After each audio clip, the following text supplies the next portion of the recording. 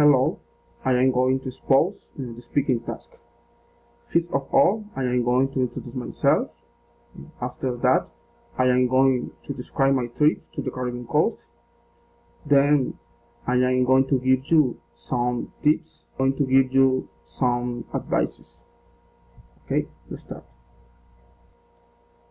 My name is Carlos Ibarra. I am 34 years old.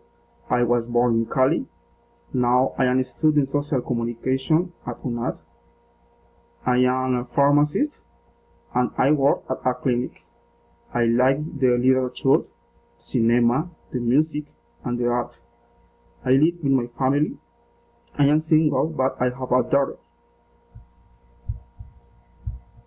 Last year, I went on vacation to the Caribbean coast.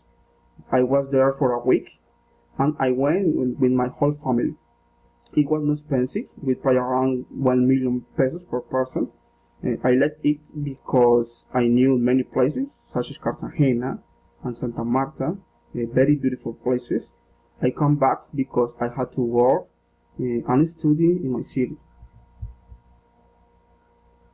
The weather in the Caribbean coast is very warm. During the day, it's very sunny, and at night, it's very hot. However, on the beach, you can be cool. In the Caribbean coast, it's important to use sunscreen. It is recommended that you be careful with the food you buy on the beaches. It's a good idea that you visit Cartagena and Santa Marta. It's better to travel by car between one city and another. It's necessary to hydrate all the time. You must visit the Tayrona Park. It's recommended that you go through the whole city of Cartagena. It's important that you get accommodation in advance.